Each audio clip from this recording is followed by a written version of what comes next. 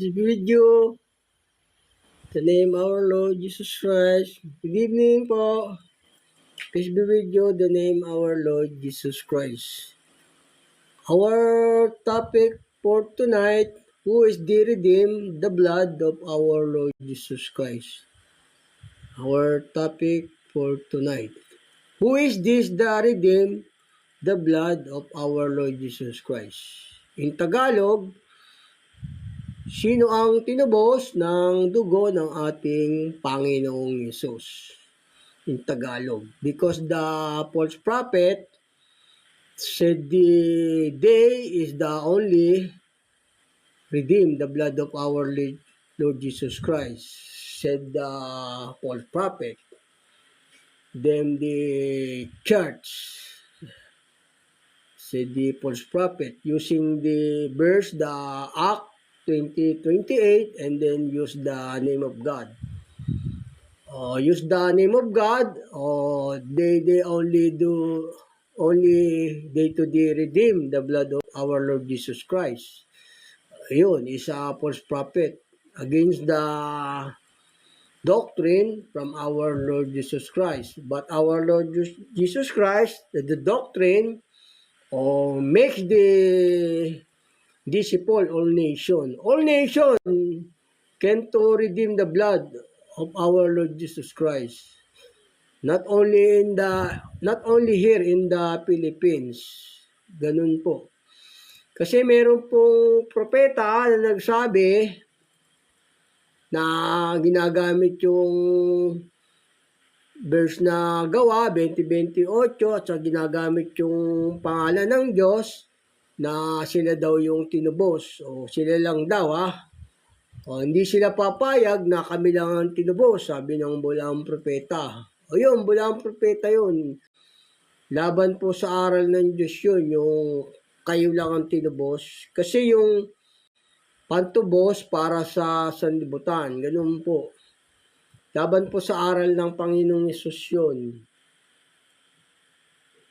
Kasi yung tinubos na, ang aral po kasi ng Diyos, yung tinubos sa bawat bansa, bayan at wika. O yung bulang propeta naman dyan, sabi, sila lang ang tinubos. O yun, mga bulang propeta po yun, na sila lang ang tinubos. Only one language and only one nation against to the doctrine from our Lord Jesus, said to the false prophet. O yun, laban po sa Diyos yun, yung mga ganun, yung sila lang daw yung tinubos, ganun po. Sabi ng bulang propeta, hindi sila papayag na tayo lang ang tinubos. O kita nyo nga, no other country to redeem the blood of our Lord Jesus Christ. O no nation, no other language, kasi the only one sila lang di ba? They only redeem the blood of our Lord Jesus Christ. Then the church said to the false prophet. O mali pong aral yun, yung sabihin mo ikaw lang yung tinubos. Kasi yung Panginoong Yesus, yung aral niya, lahat pwedeng tubusin basta sumusunod po sa aral ng Diyos. Ganun po. Kasi sabi niya, you make the disciple, all nation, o di ba? Baptize, o sabing ganun ng Panginoong Yesus Ang tinubos po ng dugo ng Panginoong Yesus, yung nananatili po sa aral, tapos meron ng espiritu niya. Yun po yung nananatili sa aral. In every nation, all nation can be redeem the blood of our Lord Jesus Christ. Ganun po. Lahat po ng bansa pwedeng matubos ng Diyos basta sumusunod sa aral niya at tapos may espiritu na ng Panginoong Yesus. Yun po yung tinubos ng dugo ng Panginoong Yesus sa mga kasalanan, yung meron yung nananatili sa aral, tapos merong espiritu ng Panginoong Yesus. In every nation can be redeemed the blood of our Lord Jesus Christ. Kasi sabi niya rito, gawing alagad ang lahat ng bansa, lahat, di ba lahat ng bansa sabi niya, yung bulang propeta naman, sabi niya, Si, kami lang ang tinubos. O kita niya, only in the Philippines lang to the redeem of the sin and the church. O wala nang karapatan yung iba. O, no other country reject. Wala nang karapatan. O maling aral po yun. Bulang propeta po yun. Yung nagsasabi na sila lang yung tinubos. O mali yun. Kasi ang Panginoong Yesus, sabi niya, lahat gawing alagad ang bansa. Kaya pwede pong matubos ang lahat ng mga bansa. Basta sumusunod sa aral o may espiritu niya. May espiritu ng Panginoong Yesus. May aral na sinusunod. O yun po yung natubos sa kasalanan. Ito po sabi ng banal na kasulatan. No? Kasi dito lahat sabi ng Panginoong Yesus gawin alagad ang lahat ng bansa. O, lahat pwedeng matubos basta sumusunod sa aral o may espiritu ng Panginoong Yesus. Yun po yung mga tunay na tinubos. Ito po sa Mateo 28:18. At tumapit si Jesus sa kanila at sila'y kanyang kinuusap na sinasabi, ang lahat ng kapamahalaan sa langit at sa ibabaw ng lupa ay naibigay na sa akin. Dahil dito, magsiyaon nga kayo at gawin ninyong mga alagad ang lahat ng mga bansa. O, tingnan nga, lahat ng mga bansa pwedeng matubos sa kasalanan.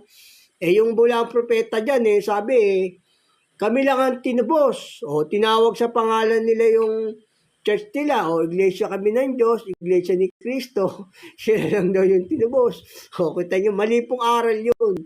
Kasi lahat ng bansa sabi ng Panginoong Hesus dito, gawing alagad Kaya mali pong, hindi po propeta ng Diyos yun. At saka mga bulaan po yung ganun. Kasi lahat pwedeng matubos basta sumusunod sa utos ng Diyos. Kaya po yung ating topic, kung sino yung tinubos ng dugo ng Panginoong Yesus. Kasi lahat ng bansa pwedeng matubos.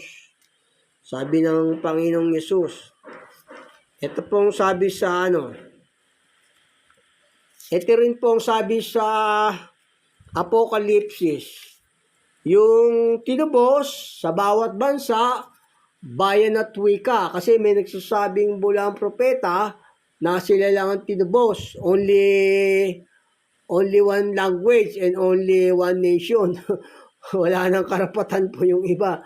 Ayun, bulang propeta po yun. Hindi po sugo ng Diyos yun. Ganun po. Kaya delikado po dyan sa sinasampalatayan nyo. Bulaan po yan. Magsilabas po kayo dyan.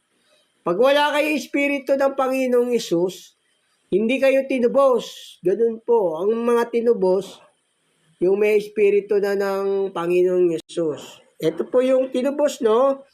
Yung mga bawat bansa, bayan at wika, sabi rito sa banal na kasulatan, dito po sa Apokalipsis 5:7. At siya'y lumapit at kinuha ang aklat sa kanang kamay niyang nakaupo sa luklukan. At pagkakuha niya ng aklat, ang 4 na nilang nabuhay at ang 24 na matatanda ay nagpatira pa sa harapan ng kordero, ng bawat isa'y may alpa at mga mangkok na ginto na puno ng kamangyan na siyang mga panalangin ng mga banal. At sila'y nag-aawitan ng isang bagong awit na nagsasabi, ikaw ang karapat dapat na kumuha ng aklat at magbukas ng mga tatak nito sapagkat ikaw ay pinatay at binili mo sa Diyos ng iyong dugo ang mga tao. Sa bawat angkan, wika, bayan at bansa. O kita nyo nga, many to the redeem the blood of our Lord Jesus Christ. Every nation, every language, o every, di ba? O bawat lahi, di ba? O yun po, marami pong tinubos ang dugo ang Panginoong Yesus, yung mga sumusunod sa aral na meron ng espiritu niya. Sa bawat bansa, hindi yung, kasi may nagsabi dyan na sila lang yung ililigtas dahil nasa pangalan nila yung kanilang church. O, iglesia kami ng Diyos, iglesia kami ni Kristo, kami lang yung ililigtas, kami lang yung tinubos, sabi ng bulang propeta. Yung maling aral, ganun po. Sila lang din yung tinubos. Dito, according to the Holy Scripture, many to the nation and then the language to to redeem the blood of our Lord Jesus Christ. Diba? Sabi rito sa verse na to. O, basahin ko sa inyong muli.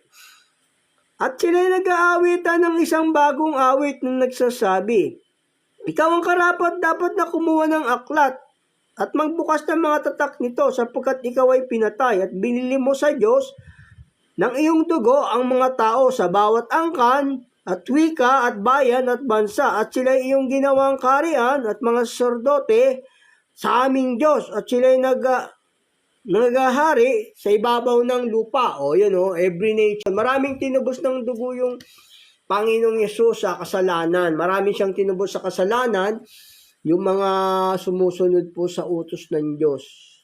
Tapos yung may espiritu niya, yun po yung mga tinubos na kasalanan. Yung mayroong espiritu ng Panginoong Yesus.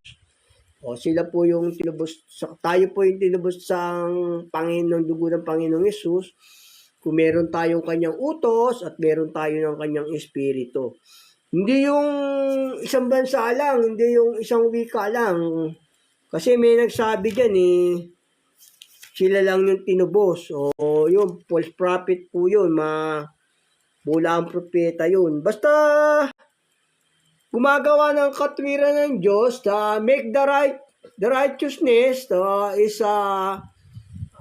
make the God's will of God is the redeemed blood of our Lord Jesus Christ. Ganun po, hindi yung only one nation, hindi yung not to only one nation, not to only one language. Wali po yung aral na ganun. Mula ang propeta po yung nagsabi nun, napapanood pa sa social media po yung ganun. Hanapin nyo lang po. Mula ang propeta po yun. Ito sabi ni Pedro, ito rin sabi ni Pedro, no? Sa lahat ng bansa. Ito po sa Gawa 10:34. At binuka ni Pedro ang kanyang bibig at sinabi, tunay ngang natatalastas ko na hindi nagtatangi ang Diyos ng mga tao, kundi sa bawat bansa siya na may takot sa kanya at gumagawa ng katwiran ay kalugod-lugod sa kanya. O every nation basta makes the righteousness. The light of God. The lightful of God, di ba? O yun, siya pwedeng matubos basta sumusunod sa utos ng Diyos. Pero yun po yung talagang tunay na tinubos ng dugo ng Panginoong Yesus. Yung merong kanyang utos, yung merong kanyang aral, ganun po. Yung utos ba na natanim na sa puso't isipan, tapos sinusunod, hindi na inaalala ng Panginoong Diyos yung kasalanan doon pagka yung nalagay na yung aral sa puso't isipan. Hindi na po inaalala ng Diyos yun. Pagka yung nalagay na sa puso't isipan natin yung aral niya, yun po yung natubos ng dugo ng Panginoong Yesus. Meron ng kanyang espiritu. Gaya sabi rito sa dito po sa Hebreo 8:7 hanggang 12. Sapagkat kung ang unang tipang yaon ay naging walang kakulangan, ay hindi na sana inihanap ng pangangailangan na ang ikalawa. Sapagkat sa pagkakita ng kakulangan sa kanila, ay sinabi niya, narito, dumarating ang mga araw, sinasabi ng Panginoon, na ako'y gagawa ng isang bagong pakikipagtipan sa sambayan ni Israel at sa sambayan ni Huda. Hindi ayon sa tipang aking pinakikipagtipan sa kailang mga magulang ng araw na sila'y aking tangnan sa kamay upang sila'y ihatid sa labas ng lupain ng Ehipto, sapagkat sila'y hindi nanatili sa aking tipan at aking silang pinabayaan, sinasabi ng Panginoon. Sapagkat ito ang pakikipagtipang aking gagawin sa sambayan ni Israel pagkatapos ng mga araw na iyon. Sinasabi ng Panginoon na ilalagay ko ang aking mga kautusan sa kanilang pag-iisip at sa kanilang puso. Ayun yung nakalagay na yung utos ng Diyos sa ating puso't isipan. Yun po yung mga tinubos na ng utos ng Diyos, ng dugo ng Panginoong Yesus, yung may espiritu niya. At ako'y magiging Diyos nila at sila'y magiging bayan ko at hindi na magtuturo ang bawat isa sa kanyang kababayan at ang bawat isa sa kanyang kapatid na sasabihin, kilalanin mo ang Panginoon sapagkat ako'y makikilala nilang lahat mula sa kaliit-liitan hanggang sa kadakadakilaan sa kanila. sapagkat ako'y magiging mabagin sa kanilang kalikuan. At ang kanilang mga kasalanan ay hindi ko naalahanin pa. O yun, basta nalagay yung utos ng Diyos sa puso't isipan natin, nananatili tayo sa pagsunod ng ganon, sunod, o hindi naalahanin ng Diyos yung kasalanan natin. Yung mga hindi pong sinasadyang kasalanan yun. Pero pag sinasadya, hindi po yun. Bawal po sa Diyos yun. Yung hindi mo sinadya yung kasalanan, yung nalagay na yung aral ng Diyos sa puso't isipan mo, tapos nagkasala ka, hindi man sinadya, yun po yung hindi niya na inaalala, tinutubos na ng Panginoong Yesus yun ng Diyos. Huwag mo lang sasaidyain yung kasalanan, ganun po. Yun po yung tinutubos ng Diyos, yun yung hindi niya na inaalala pang kasalanan, yung mga hindi pong sinasadya. Ganun po. Tinutubos ng Panginoong Yesus yun, yung mga kasalanan ng kanyang mga lingkod, basta sumusunod, basta hindi naman sinadya yung kasalanan. Sabi niya, di ba? Hindi ko alalahanin ng kanilang kasalanan at kanilang kasamaan. Yung mga hindi po sinasadyang kasalanan po yun. Yung hindi mo sinasadya o pinatatawad ng Diyos yun. Pero pag sinasadya mo, hindi po yun. Aalis po sa iyo yung Holy Spirit pagka yung sinadya mo yung kasalanan, aalis po. Kailangan hindi po tayo magbabackslide sa pagsunod ng utos po ng Diyos. Ganun po. Ayun o, tinutubos ng Panginoong Yesus yun ng Diyos. Dito po sabi ng Panginoong Yesus dito. Dito po sa mga awit 34:22. Tinutubos ng Panginoon ang kaluluwa ng kanyang mga lingkod. At wala sa nagsisipagkanong sa kanya ay kikilaning may sala. Walang nagsisipagkanong sa kanya, nakikilaning may sala, tinutubos yun ng Diyos, ng Panginoong Yesus. Yun po yung mga tinubos ng dugo ng Panginoong Yesus, yung mga nananatili po sa pagsunod, sa mga aral niya, ganun po. Hindi po tayo dapat mag-backslide na tumalikod, yung sinadya yung kasalanan.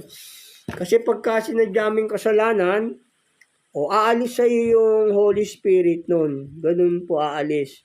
Kailangan patuloy po tayong sumusunod sa Panginoong Diyos. Yung salita ng Diyos, kailangan nasa atin yun. Ganun po. Wala sabi, di ba? Wala sa kanilang kikiling may sala, di ba? Ang sana nagsisipagkanlong sa kanya. Sabihin sa mga aral ng Diyos yun, yung nangangalong ka sa aral niya, wala sa yung kikilaling may sala. Pagka nangangalong ka sa mga aral ng Diyos, ganun po. Kailangan kukunin mo yung salita ng Diyos, lalagay mo sa puso mo, isip mo, gaya rito sabi ng sa Kawikaan 35, bawat salita ng Diyos ay subok.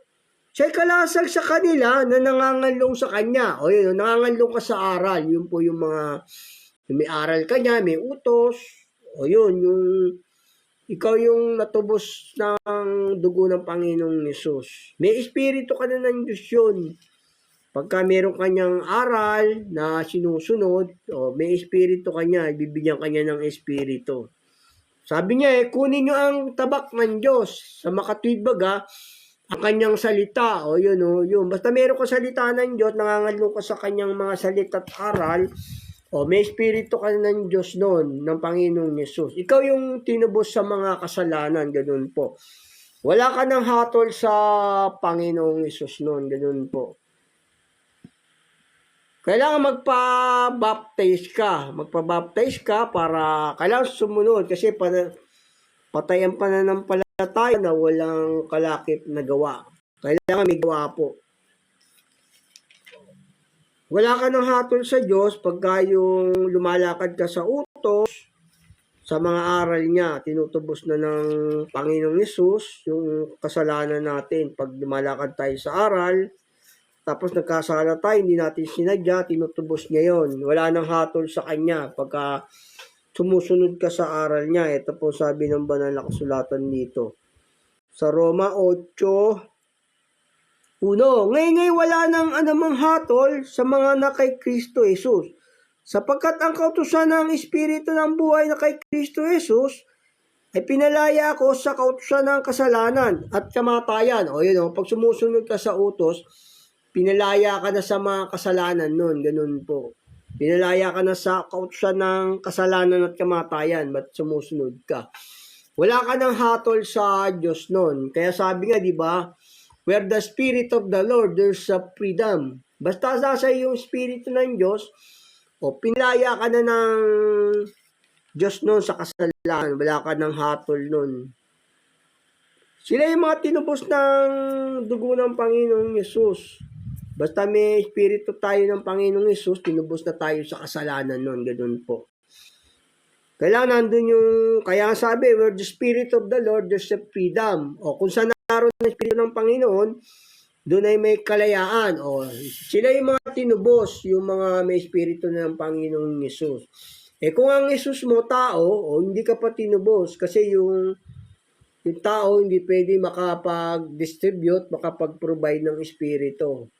Mga pulaang propeta po yun, yung Yesus mo tao. Hindi ka magkakaroon ng Espiritu ng Panginoong Yesus. Kasi ang tinubos, yung meron ng Espiritu ng Panginoong Yesus sa katawan, ganun po. Sinugo ng Diyos ang Espiritu ng kanyang anak sa ating mga puso, di ba? Sabi doon. Yun yung mga tinubos po. Yun sa kasalanan, yung may Espiritu na po ng ating Panginoong Yesus. Kaya sabi rito, no, where's the Spirit of the Lord, there's a freedom. Sabi rito sa 2 Korinto 3:17. Sa Tagalog, ito po sabi, sa Tagalog, ngayon, ang Panginoon ay siyang Espiritu. At kung saan naroon ang Espiritu ng Panginoon, doon ay may kalayaan. Pagka meron kang Espiritu ng Panginoong Yesus, laya ka na sa kasalanan noon, sa kasalanan ng kamatayan. Ganun po. Sila po yung tinubos, yung may Espiritu na ng Panginoong Yesus. Kasi maraming church, no, hindi nila alam na paano ba sila natubos ng dugo ng Panginoong Yesus. Marami kasing church na ganun eh. Hindi nila alam kung paano sila natubos. Pag may Espiritu ka na ng Panginoong Yesus, natubos ka na sa kasalanan. Wala ka ng hatol sa ikalawang kamatayan, wala na. Pinalaya ng dugo ng Panginoong Yesus, di ba? Sabi sa Roma 8:1-2, yun. Basta may Espiritu ng Panginoong Yesus, pinalaya na yon sa mga kasalanan. Yung nananatili ka sa pagsunod sa aral, yung mga pinalaya na ng dugo, tinubos na ng dugo ng ating Panginoong Yesus. Yung nananatili ka sa panalangin, tumatawag ka sa kanyang pangalan. Gaya rito sabi sa unang 1:2, tinubos na sa kasalanan yun, yung meron ng Espiritu ng Panginoong Yesus, tapos sumusunod sa utos. Yun po yung mga tunay na tinubos. Kasi nga yung bulaang propeta, tinubos daw sila porque tinatawag sa pangalan ng Diyos yung kanilang church. Sila daw yung tinubos. Mali pong aral yun. Ang tinubos ng dugo ng Panginoong Yesus, yung meron niya ng Espiritu. Yung meron ng Espiritu ng Panginoong Yesus. Sila yung tinubos. Kung ang Yesus mo, tao, wala kang Espiritu ng Diyos noon. Hindi ka pa tinubos. Sabi nga, where the Spirit of the Lord, there's a freedom. Doon yung mga pinalaya na sa kasalanan, yung mga may Espiritu na ng Panginoong Yesus. Yung binabahayan ka na ng Espiritu ng Panginoong Yesus.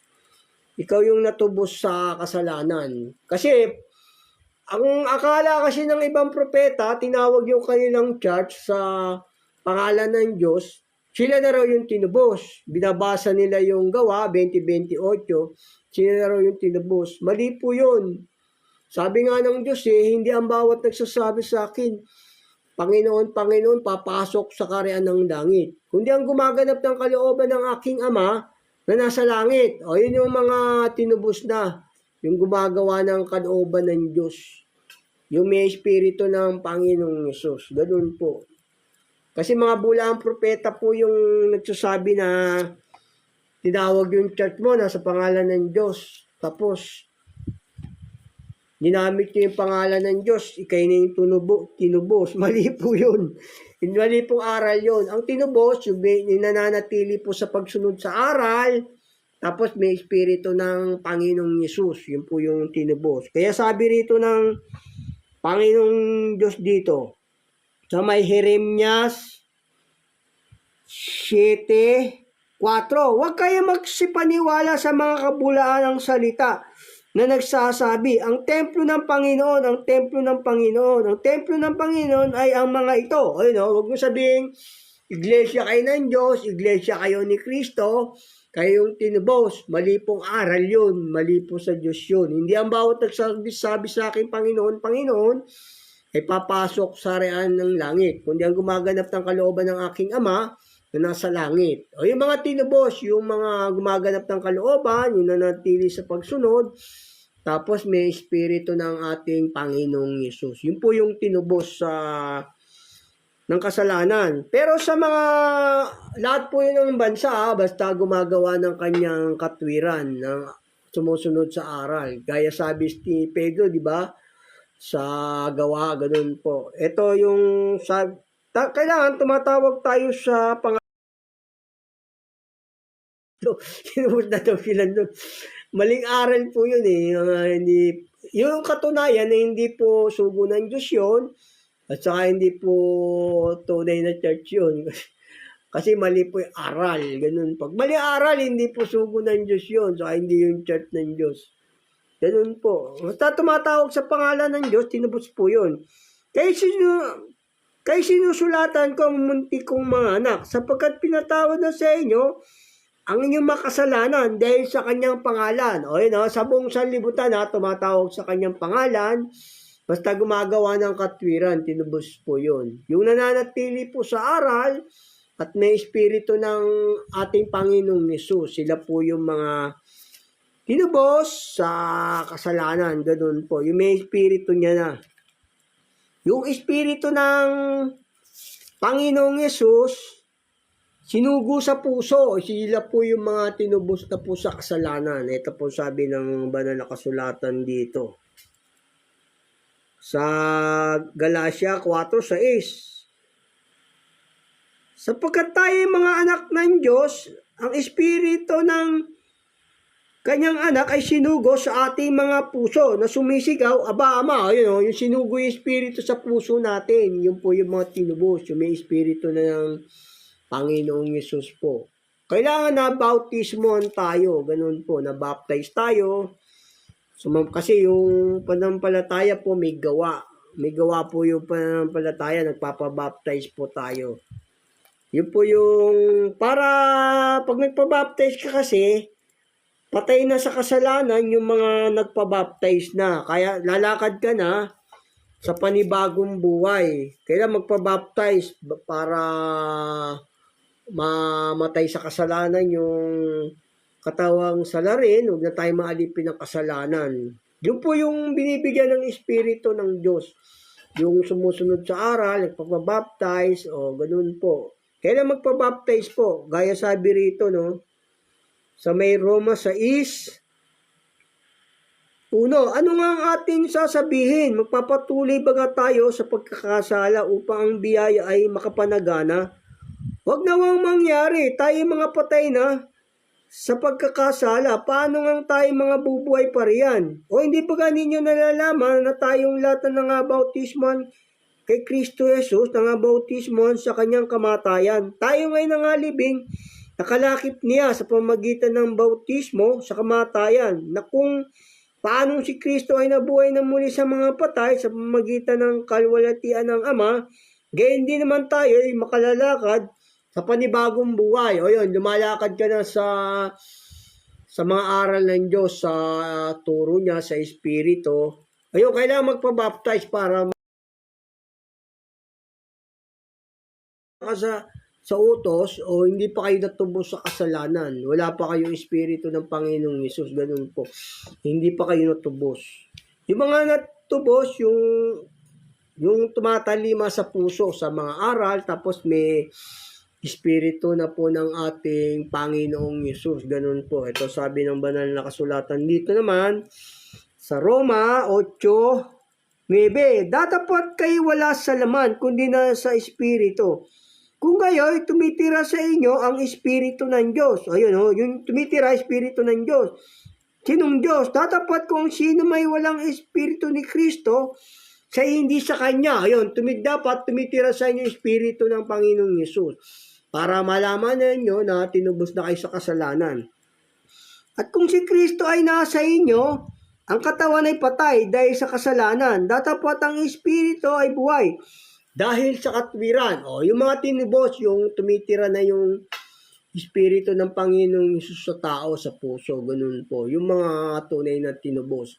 Hindi yung tinatawag ka sa pangalan ng Diyos, tinubos ka na, maling aral po yun. Mga bulaang propeta po yung ganun.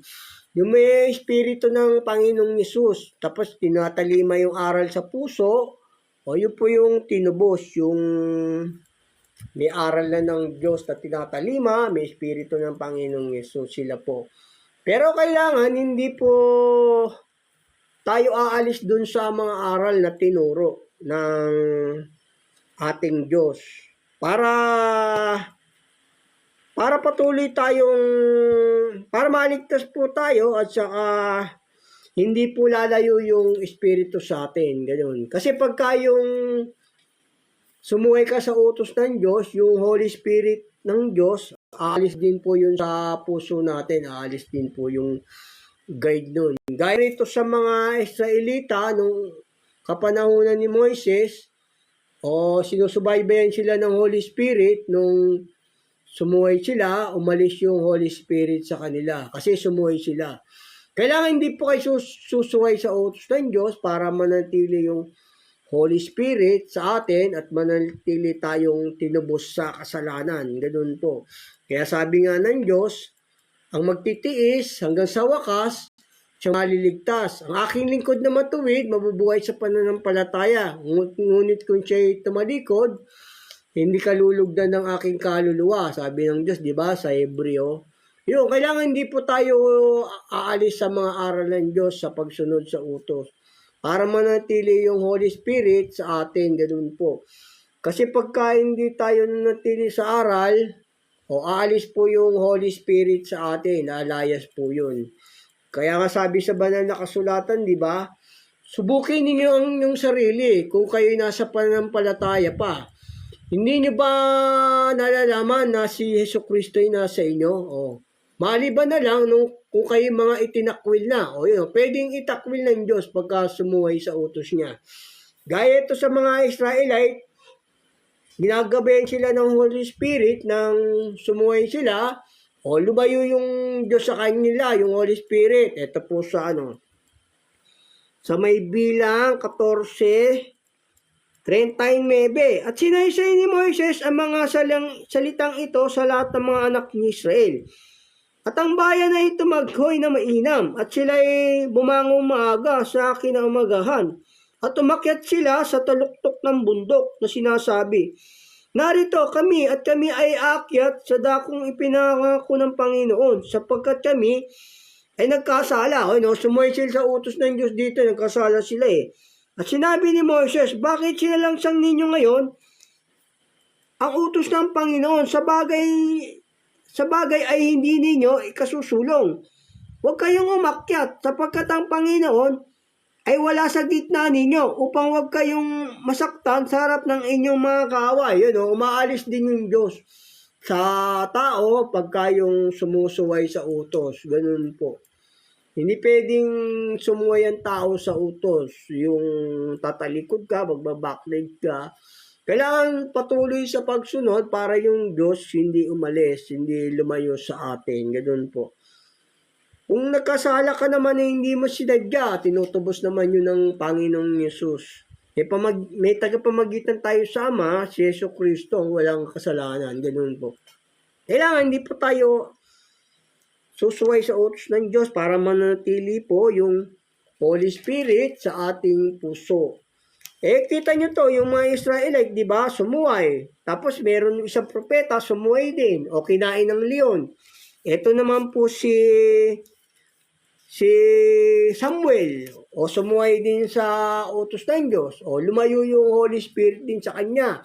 Isang masamang espiritu ang sinugo ng Diyos sa kanya kay Saul. Lumayo yung Holy Spirit ng Panginoong Diyos. Ito po sabi ng banal na kasulatan.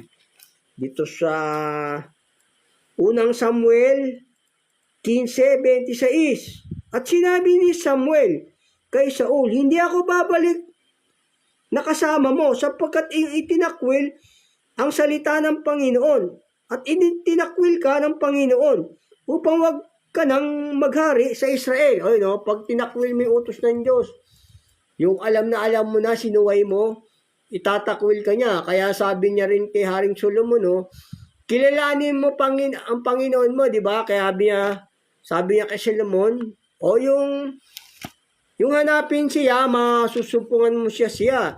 Pabayaan mo siya, itatakwil ka niya magpakailanman. Ayun, pag tinakwil mo yung mga aral ng Diyos, itatakwil ka niya magpakailanman. Gaya ni Israelita nung araw, ni Saul, o ni Haring Solomon, di ba? O sabi niya, di ba? O kilala, yung sinabi sa kanya ni David, si Haring Solomon, kilalanin mo ang Panginoon mong Diyos, sumuway din si Haring Solomon, o tinakwil si Haring Solomon, di ba? Ang Diyos, ganun po, kailangan hindi po tayo magbabackslide sa ating,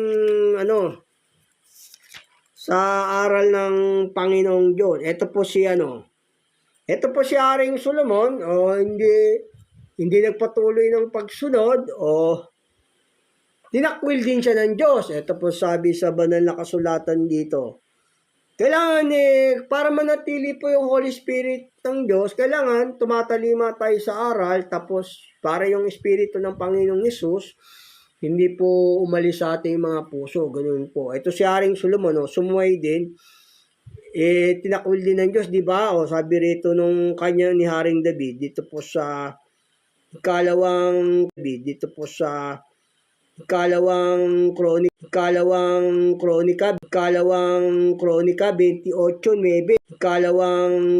28:9. Redeem the blood of our Lord Jesus Christ. Have the